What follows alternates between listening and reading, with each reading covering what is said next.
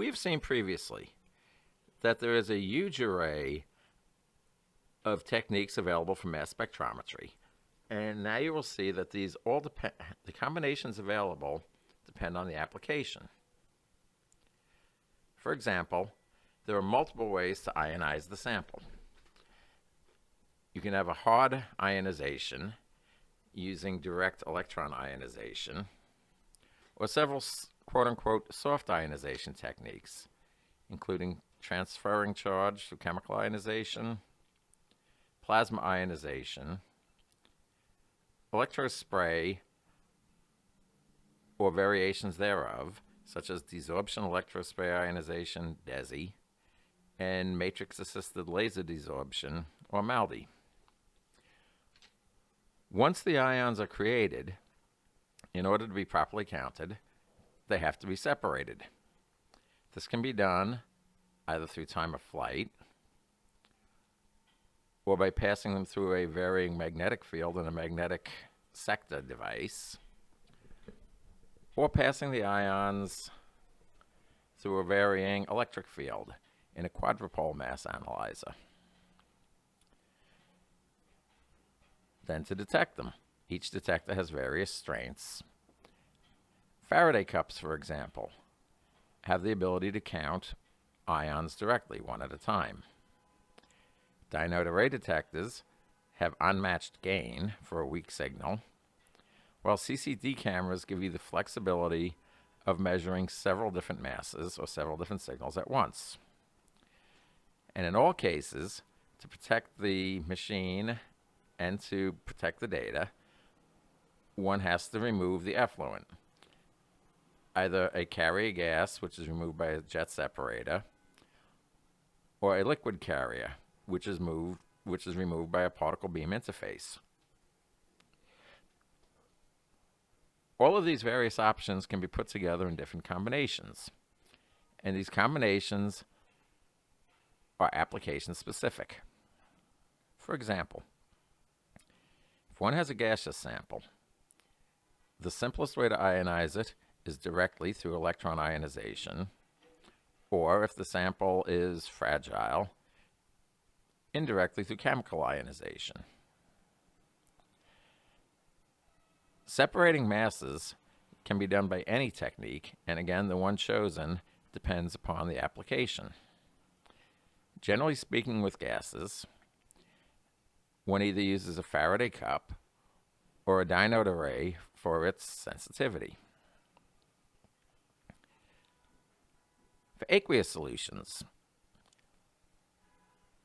where with any solution your analyte is insolvent, hard ionization is not possible, and in aqueous solutions, either an ion-coupled plasma or an electrospray is used. For these types of solutions, the main type of mass separators are either a time-of-flight instrument or a variable magnetic sector. Again, a Faraday cup is used if you're counting ions, or if you have a large throughput of material, a CCD camera can be advantageous for detecting different things simultaneously. For non-aqueous solutions, you now have a case where perhaps the solvent is not polar and cannot carry a charge. In these cases, either electrospray ionization or matrix-assisted laser desorption ionization is used. Again, masses are separated by any one of the three methods available, depending on the type of sample. And also, detection can vary depending on what type of sample and what application you're using. Most challenging are solids. For molecular solids, the various types of electrospray ionization are exclusively used, either straightforward electrospray, DESI, or MALDI. Again, time of flight and magnetic sector are your two preferred mass separators. And once again, either Faraday cups, which can count single ions, or high-gain dynode arrays are used depending on the type of sample. For inorganic solids, they either dissolved and an ion-coupled plasma is used, or they are simply thermally ablated and ionized by the heat of the gas. Generally speaking, masses are discriminated by the time of flight or magnetic sector.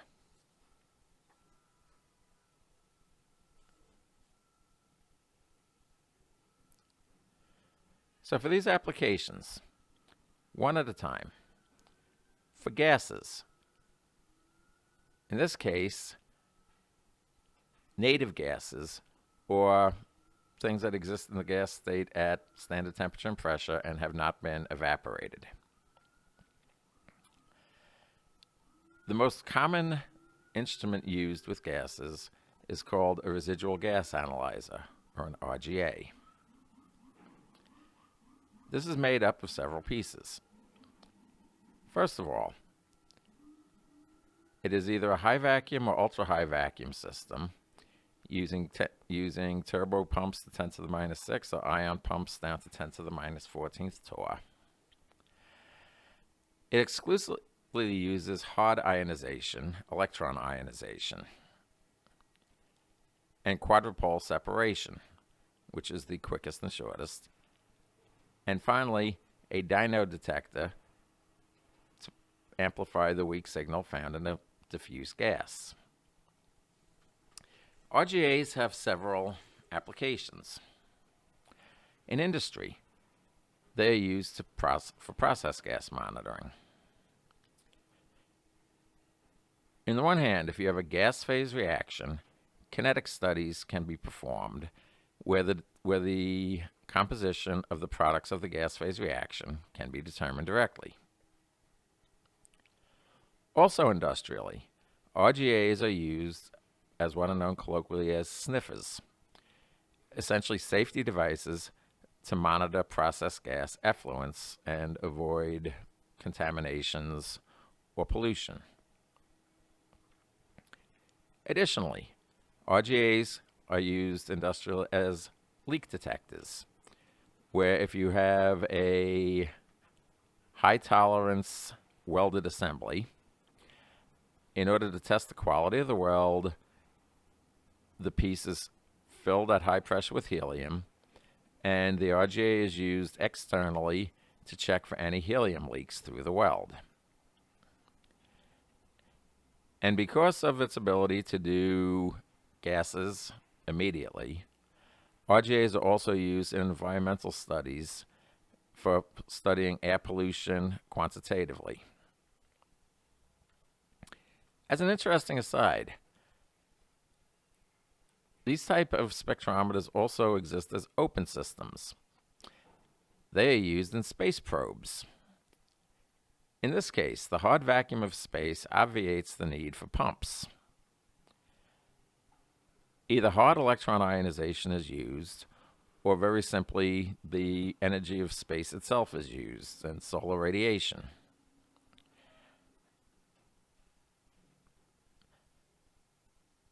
They are typically time-of-flight or dynode array systems and use CCD cameras as detectors. And they are sent up by various space agencies to determine the composition and the ion abundance of space, and also exoatmospheres on, for now, local moons around other planets.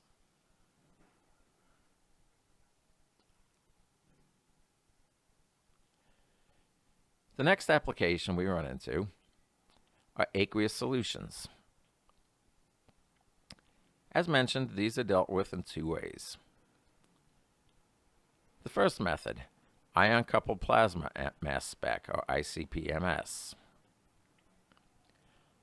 Once again, the components include a high vacuum. Since your solution is liquid, it has to be introduced into the system, so there's a peristaltic pump and a nebulizer to atomize the sample, which then is mixed with an inert gas such as argon and ionized in a plasma torch, which is inductively coupled to a radio frequency generator. These systems are compact and generally use a quadrupole separation technique or a magnetic septa. And detectors are usually Faraday cups or, again, high-gain dynode arrays. ICP-MSs are used primarily in environmental studies where various pollutants are found, metals, isotopes, and small organic molecules in water, and in clinical studies where metals and isotopes and small organics in any of the bodily fluids, which are mostly water, are also detected. Also with aqueous solutions, one could use electrospray ionization. In this case, it's made up of the following parts. A capillary nebulizer, where the sample is forced through a capillary, and at the opening, it expands and again turns into an atomized mist. A high voltage source for the tip of the capillary, which is how the mist is ionized. Again, quadrupole separation.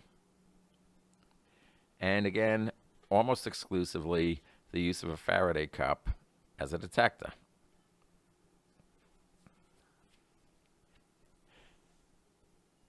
ASI is used for macromolecules, which will not fragment under the soft ionization. And it is also used in medical testing with bodily fluids for, again, medical testing, looking for various agents in the bloodstream, metabolic studies to see how concentrations can change in time, and also for clinical or pharmaceutical studies where one can study in situ how a drug is interacting.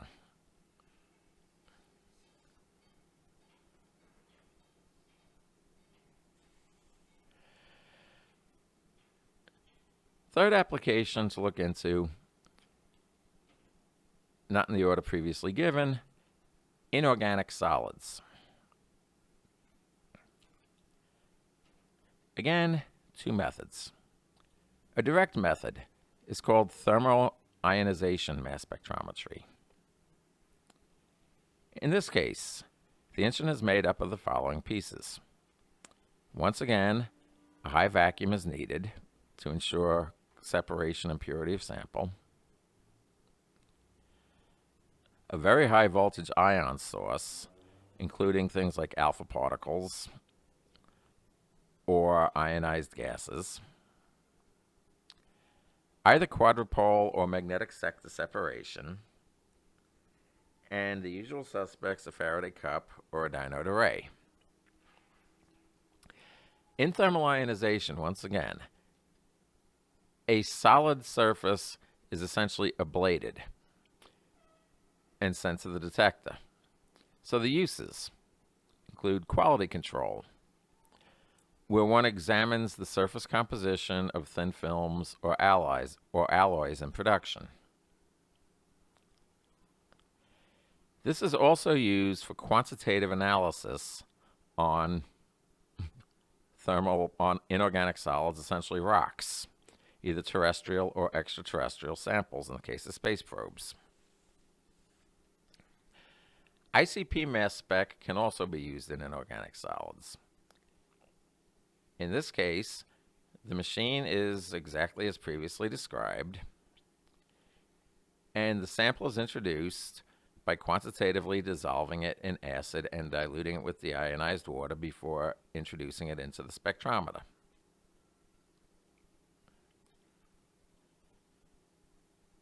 One could also have molecular solids,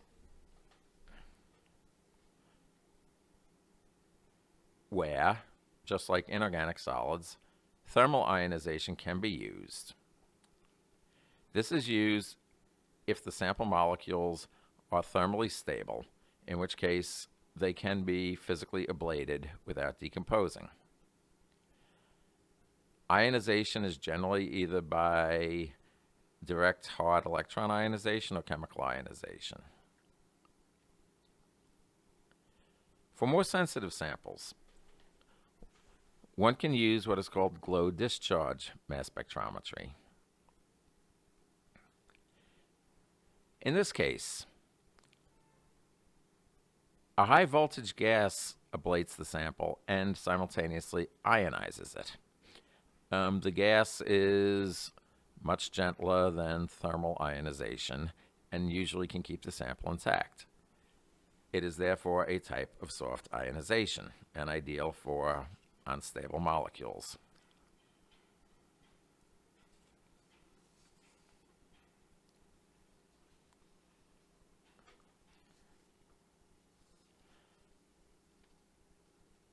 In applications,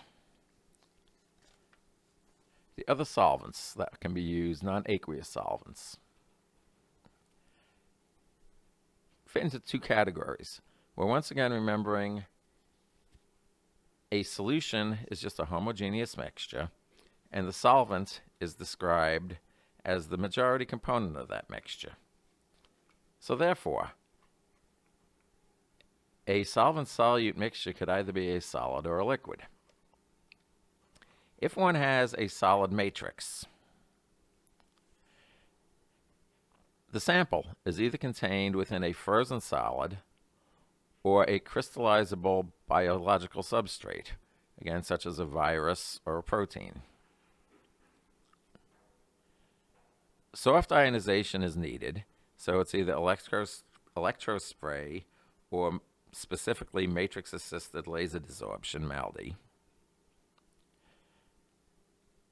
Ideally, time of flight is used for separation because you are dealing with large macromolecules in this case.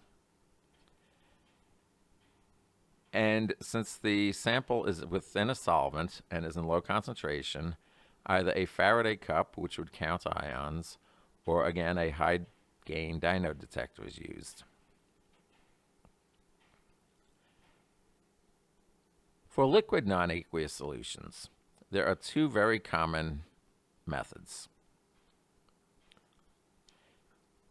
If both the solvent and the solute are stable and can be evaporated, gas chromatography mass spectrometry is used.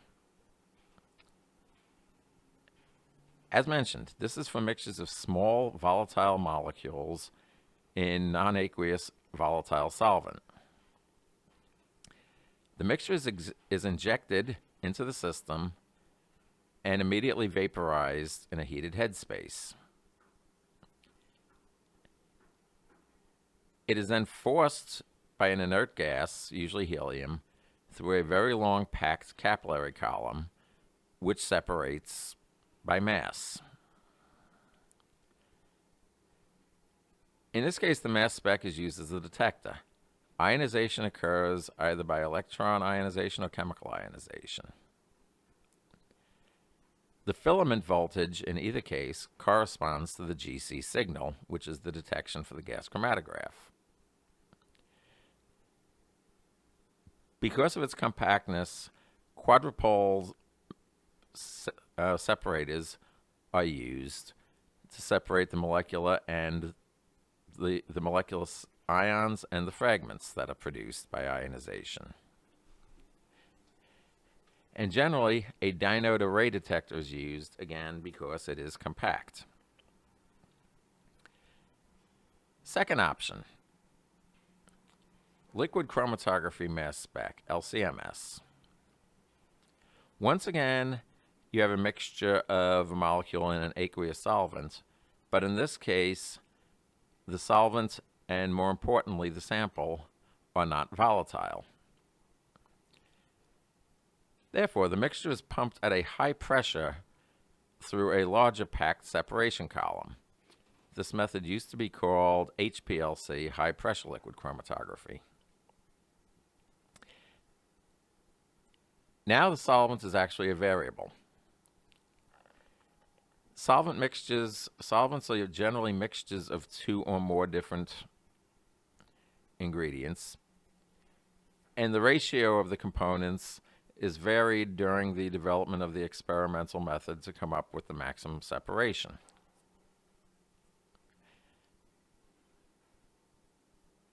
As your samples are always non-volatile, and therefore also prone to fragmentation at temperature or energy, soft ionization is used, either electrospray or MALDI. And separation is by time of flight or magnetic scepter, because these instruments are not they're very large, so you can have the longest time of flight tube that you want pretty much. Detection, again, is at the discretion of the investigator and the type of work that's being done. LCMSs can be hooked up to either a Faraday cup, a diode array, or a CCD camera.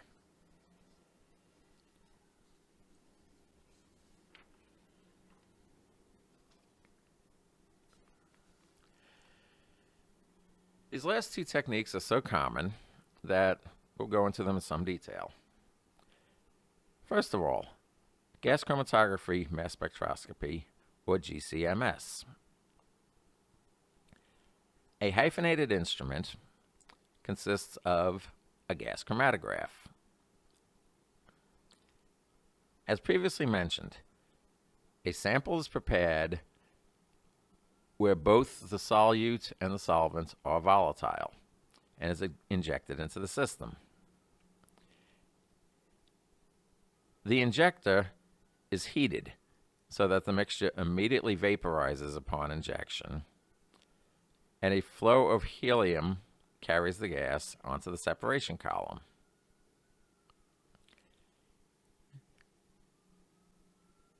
Separation of molecules, therefore, occurs even before ionization. The column is a capillary column. Essentially, they're usually made out of silicate glass, in which case they are wrapped and literally hundreds of meters long, or for certain applications, stainless steel capillaries that are tens of meters long. They are usually packed with some sort of treated silica gel, and different columns are used for different types of materials. The capillary column is held within a programmable oven. The heat is used to make sure that the sample stays in the gas phase and to keep it moving. Temperature might be ramped to separate by volatility, where low boiling stuff comes off first and higher boiling sample comes off later. Or the temperature may stay constant to separate by retention time on the column. On the column, the sample may be separated by a combination of mass and polarity or polarizability interaction with the packing. And different column packings are available for different types of materials. To optimize separation, helium flow, temperature ramp, and the column type are all variables that have to be set to give optimum separation between different molecules within a sample. GCs have multiple different types of detectors in general. In a GCMS, the mass spec itself is the detector. As mentioned, either electron ionization or chemical ionization are used. Both of them use a filament. The voltage across this filament is the signal for the gas chromatograph. This occurs because the filaments are designed to operate at a constant current. Therefore, when a sample is introduced and a mass flows over the filament, the voltage rises proportionally as the resistance goes up caused by the sample.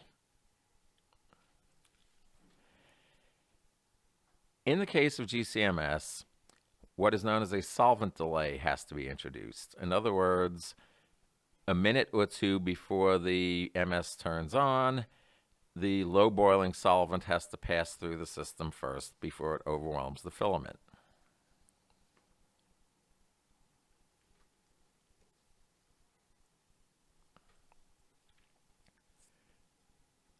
With GCMS, after separation by compound, the sample then enters the mass spectrometer. As mentioned, the filament voltage is the GC signal. Each GC peak is a different compound. Those compounds enter the system sequentially as they're separated by the column, and then they are ionized, again, either by electron ionization or chemical ionization. The net result is that a single compound winds up being fragmented. So first of all, the ions have to be separated and detected. Generally speaking, in a GCMS, a quadrupole separator is used, once again, because they are compact. They can also be used to create what are called electromagnetic ion traps to increase the resolution on a relatively small instrument. Ion traps work by essentially creating an electromagnetic well by varying the electric field strength and the magnetic field strength so that generated ions wind up being trapped. As the field is varied, specific ions in a narrow M/Z range are allowed to leave the quadrupole and go onto the detector. As mentioned, each peak in the GC is a different compound. On ionization, that compound is then fragmented. So each peak will have its own mass spec. The highest mass peak generally represents the parent compound. Smaller mass peaks represent the fragments that broke off of that compound. All peaks, if you actually look at a GCMS output, have smaller side peaks. This is caused by one of two things. First of all, during ionization, protons can be added or lost, so you always have peaks off by up or down plus or minus 1. Additionally, compounds do contain small amounts of isotopes like deuterium and carbon-13. These also show up as small side peaks of plus or minus 1 or 2 on the mass spec. Mass spec peaks have zero width. It's just, you're basically counting ions in a ratio of M/Z. In this case, separation occurs again by the GC. Although each peak has height, which is relative to the signal. The height for any given compound is related to the ionic abundance after fragmentation. So often, the main peak is not the largest peak. So for an example,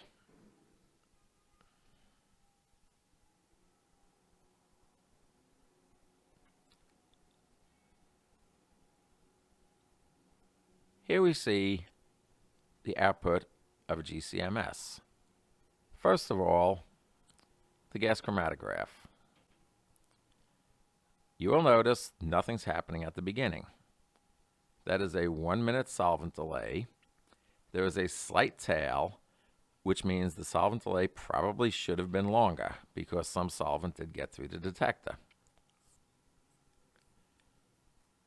And then 2 peaks indicating 2 compounds in the mixture. The first peak for tail A, for product A, has what is called a slight tail. This is indicative of non-optimized parameters, so either flow or temperature or ramp has to be changed. Each one of these peaks is now clickable, and you will get the mass spec. For example, if we click on compound A mass spectrum will appear. You see it has various peaks centered at 17, 56, and 149 m/z. The largest peak, one can assume, is the parent ion or the parent molecule, plus or minus 1 depending on protonation. To identify the parts, one then essentially has to use one's chemical knowledge and a little bit of trial and error. The first thing that's a dead giveaway is the mass at 70, in the 70s. Benzene rings, anywhere from 72 to 78. C6 weighs 72, plus up to 6 hydrogens can get you to 78. So 76 would seem to indicate that one has a benzene ring that is doubly substituted, missing 2 hydrogens. The other peak, A, at 17, is also fairly common. 17 AMU is quite small, and there are very few things that weigh that much. It's too much for a methane, which means the only option you have left is an OH group. The third peak, in the 50s, is indicative of some sort of organic chain. This is determined by a strategy of elimination. Is it just a straight chain? In other words, CH2 n times CH3? One does the math. A CH2 group weighs 14. So 3 of them would weigh 42. The peak is 56, which means I have a mass of 14 left over. Again, I can't end on a CH2. A CH3 would weigh 15. A single nitrogen could weigh 14, but you're still missing 2 bonds, so this can't be correct. So then one steps it down. Suppose there's only 2 CH2 groups. 56 minus 2 times 14, 56 minus 28, leaves you 28. To cut to the chase a little bit, 12 plus 16 is 28.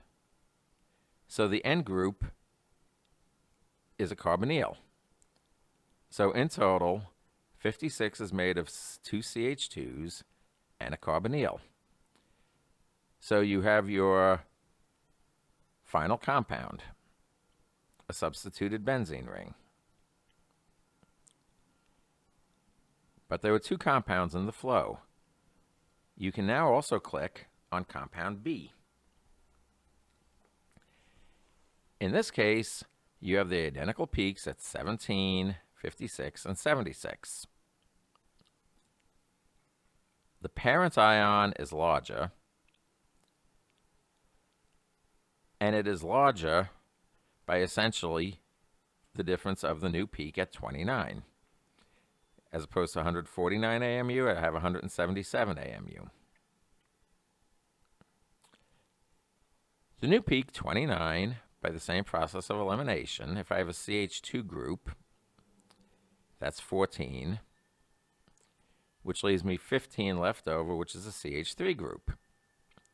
So I have the same molecule with an ethyl side chain attached.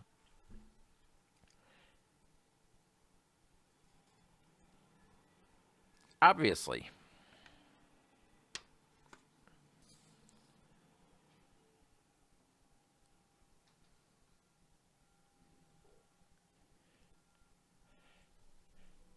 In that previous example, for mass spectroscopy, shortcuts are obviously taken. Interpreting MSs depends a large amount on your chemical knowledge and intuition. Practical uses. If I have a complete unknown, I have to use mass spectroscopy in conjunction with other techniques. For example, I assumed an oxygen was present. I would need elemental analysis to confirm that, and infrared and NMR both to confirm what is in the sample, and in the case of our benzene rings, exactly where which side group was attached. GCMS is used extensively in synthetic research because in this case, since you know what the reactants are, the elements that are present are already known. And the desired outcome is broadly known. Therefore, GCMS can be used to definitively determine percent yields and possible side products. GCMS is also used extensively with known compounds. For example, in clinical tests, the substrate and the reactants are known, and the results determine the effectiveness of a trial molecule. In forensics and quality control, methods are validated and standardized. A library of knowns is set up that will elute at a given time and give a known mass spectrum. So in this case, the mass spectrum acts as a fingerprint for contaminants or essentially poisons or drugs.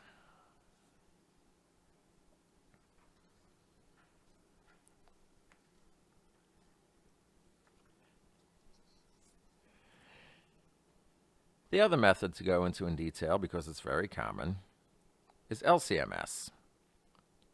Once again, you have a compound instrument. The liquid chromatograph, as mentioned, is used for non-volatile solutes.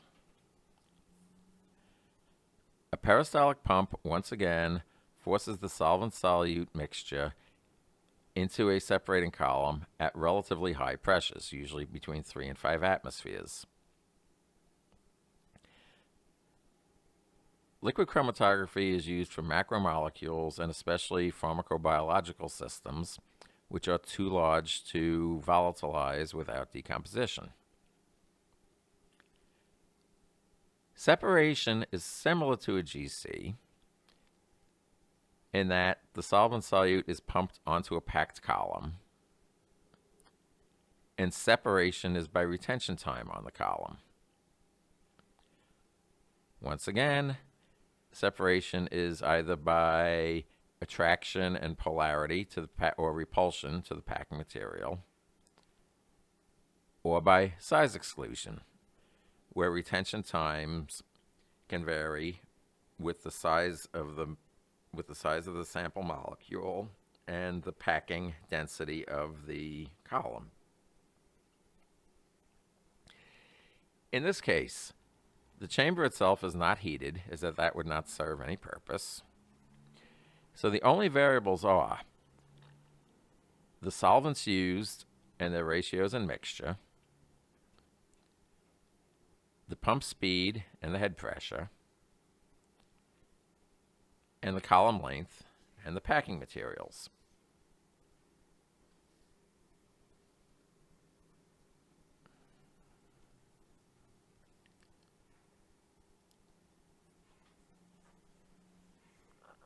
On the mass spectrometer receiving end, the detector.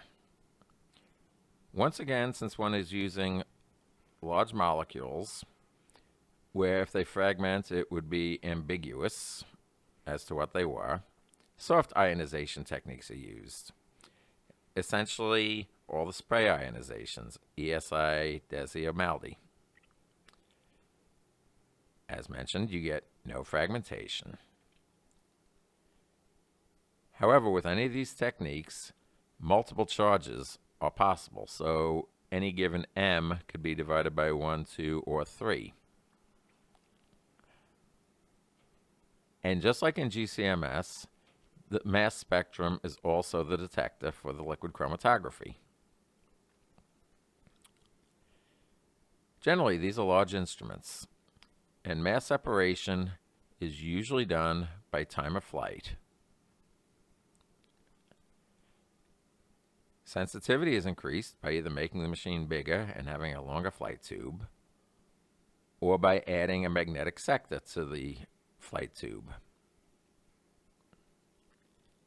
Detection, as mentioned, you are counting ions, so it's either by a Faraday cup or a continuous dynode array. And these are commonly used, first of all, quality control.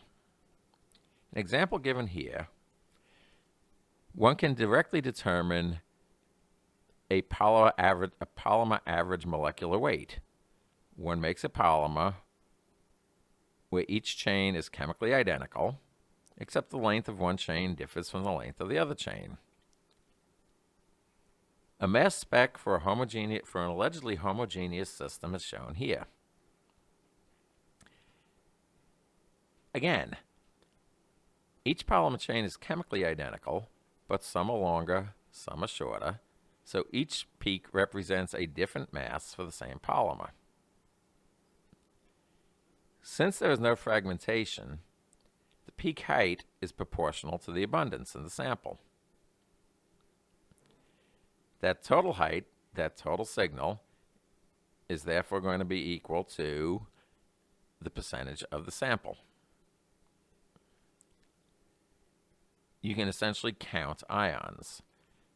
So from this mass spec, you can determine what is known as the number average molar mass, which is essentially a weighted average, the sum of n sub I times m sub I for each one of the individual masses, divided by the total number of molecules present, or essentially, as I said, a weighted average, the sum of the mole fraction of each given weight times that weight. One can also determine what is called the weight average molar mass, which is the sum of n sub I m sub I squared over n sub I m sub I. Weight average molar masses are generally used to better indicate how a polymer will react, as in if it's a large amount of long chains, physically it will behave more like a long chain polymer.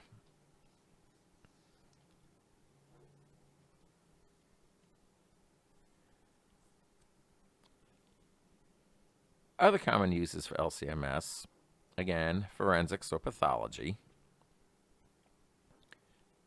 where you have standardized and validated parameters for each type of analyte, and you have a library of knowns to compare to.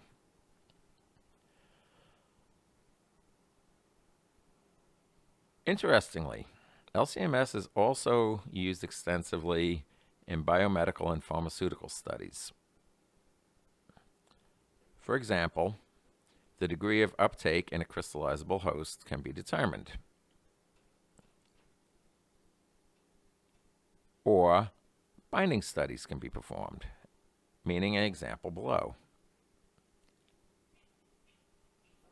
Mass spec A is the mass spectrum of a target protein, which has a general weight of around 11,613. In this case, you do have some width because the proteins can fold and have slight differences. B shows the same amount of protein after treatment with some sort of model drug of a mass of 334. You will notice The parent peak of the protein, 1163, has shrunk considerably and is now the smallest peak present. The largest peak weighs 12,007, a difference of 334, meaning the drug has coordinated once to the protein. But there are other peaks: 12,341, 12,675, 1309. Each one is idealistically separated by 334 AMU, meaning this particular drug can bind this particular protein either once, or 2 molecules, or 3 drug molecules, or even 4 drug molecules.